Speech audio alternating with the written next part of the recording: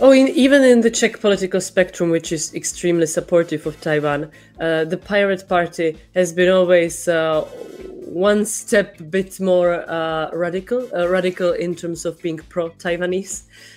We have been strongly voicing that in Czechia there should also be a Taiwanese embassy, not just, the business centers, as it's always called. Of course, it's still helping, but we would like an official recognition.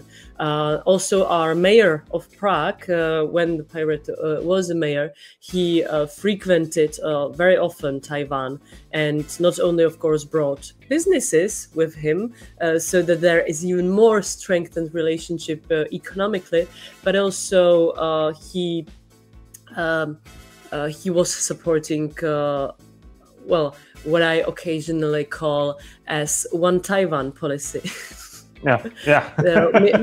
Which is quite clearly meaning that China will not be the one dictating who recognizes Taiwan, and that Taiwan is a sovereign country. Yeah, of course. There is only one China and only one Taiwan. That's absolutely they don't.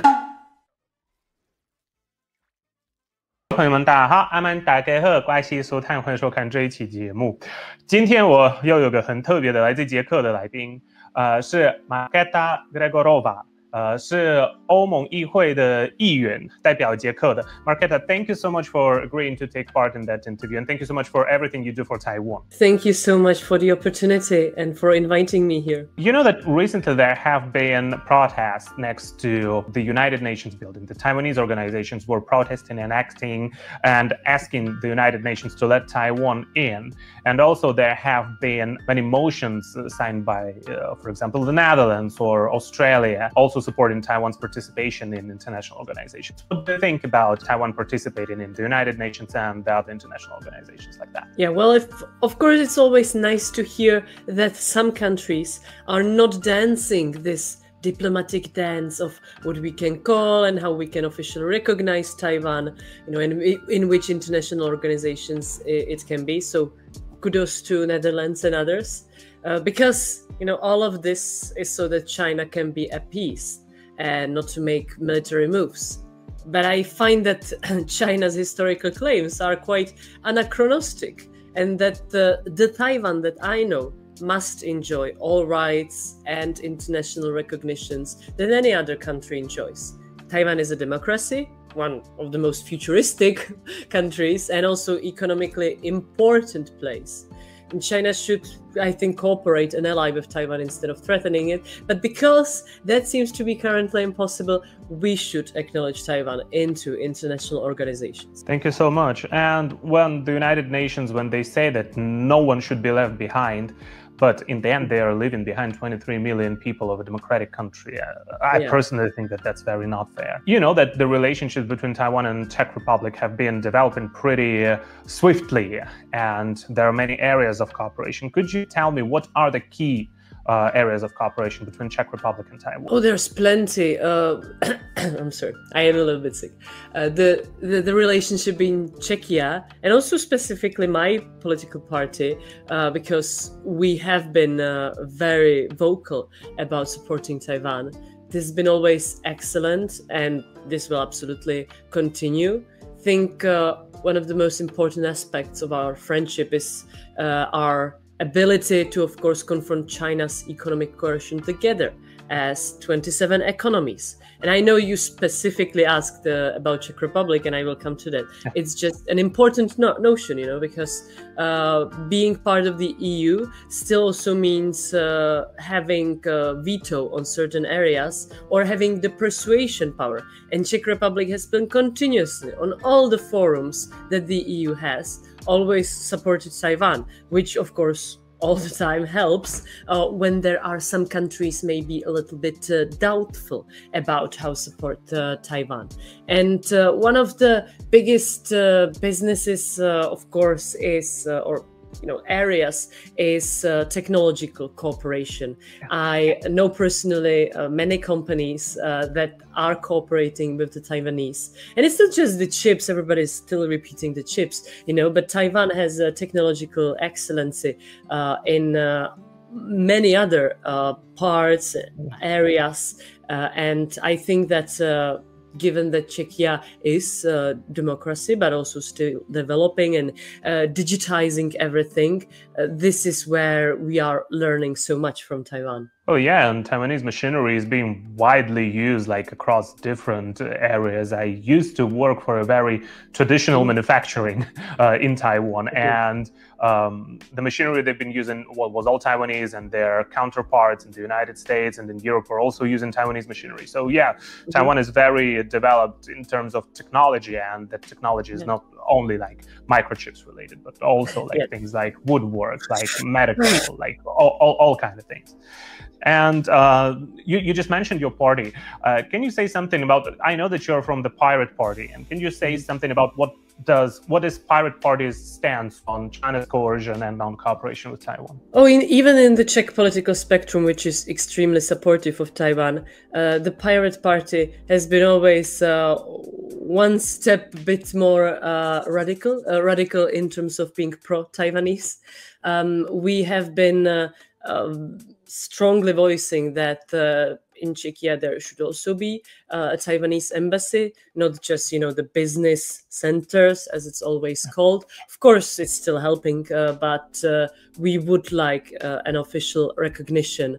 Also, our mayor of Prague, when the pirate was a mayor, he frequented very often Taiwan, and not only, of course, brought businesses with him, so that there is even more strengthened relationship economically, but also he was supporting what I occasionally call as one Taiwan policy. Which is quite clearly meaning that China will not be the one dictating who recognizes Taiwan, and that Taiwan is a sovereign country. Yeah, of course. There is only one China and only one Taiwan. That's absolutely, they don't contradict each other. And how do you view the future of relationships between Taiwan and Czech Republic and Czechia? I think that the future will be very much similar in terms of the support. Of course, I don't, this has so far been such a nice and optimistic interview, but we need to think about potential increase in China's invasion threat and defense capabilities. And we have been quite strongly voicing in the EU that if we are increasing our own defense capabilities because of the war of aggression of Russia and Ukraine, and if we consider that China has been supporting Russia's war of aggression in Ukraine, then we might also reconsider how we see China's potential threat to Taiwan and our participation in it, because everybody knows that US promised its participation in this conflict militarily. And of course, everybody knows that the EU is like economic project. But we are not anymore, to be honest, because of Russia and Ukraine. So I think there needs to be revisioned a strategy of EU's participation in such a potential conflict, which the EU honestly does not truly have. And I think that's where the Czech Republic, who has been voicing its concerns about Russia all the time and is a big supporter of Taiwan, could play a huge role in the future in drafting such a strategy. Well, thank you so much. And that actually is that there is a link to my next question, which is if Russia's full-scale invasion in Ukraine, if Russia's war against Ukraine somehow influenced the Czech-Taiwan relations and how you perceive the whole situation in the Indo-Pacific. And I think that you've answered already. And I do agree with you that there is a need to reevaluate how do the European countries view their relationships with China. Talking about China, do you have any experience of encountering Chinese government exerting pressure or trying to interfere with Czech-Taiwan relationships? Oh, absolutely. That is a quite common occurrence. The listeners can definitely look into Czech Republic's situation in 2016, it was, when a couple of investigative journalists uncovered Chinese influence over Czech universities, but also a couple of companies making some subtle propaganda, over how China is amazing, and of course how no pressure on Taiwan or no human rights abuse towards the Uyghurs and others are happening. This was uncovered, and I thought at that time that that's when it was a breaking point for Czech Republic, and they just decided to unilaterally, not be supportive of China. But unfortunately, since then, I have seen in some politicians that they really want to do the business with China and the business as usual, regardless of what others are saying. So it has been a, up and down with the Czech government based on who is currently in the Czech government and based on how much the businesses are capable of lobbying them. And I mean, including the Chinese lobbyists.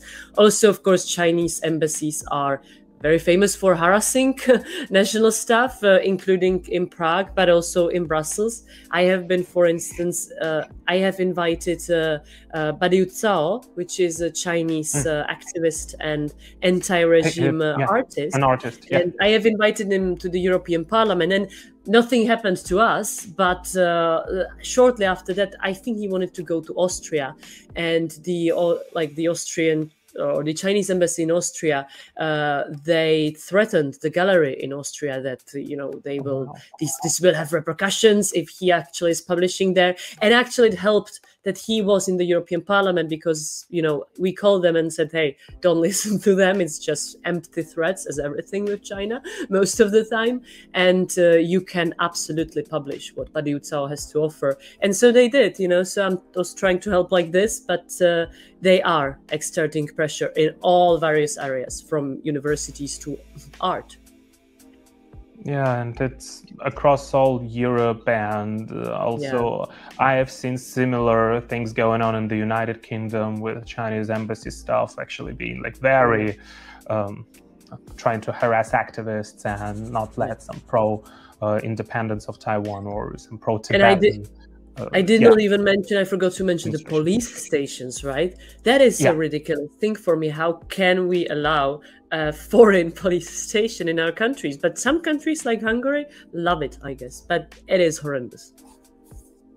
Do you think that recent elections in Czech Republic will influence somehow Taiwan-Czech relationships?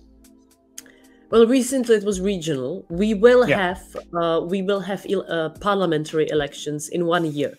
So, of course, very soon for political spectrum. And there has been talks that very probably, or most probably, the previous governmental party might win. And they have been, how to say it, they have been quite prone to get coerced by the Chinese government and by the Chinese money. So we are all a little bit afraid. Of course, for Czechia in itself, it might be losing a bit of our own democracy if this party and this person, this oligarch, wins. So everybody's sort of exerting their power to stop that. But yes, this might change. As I said, it's up and down.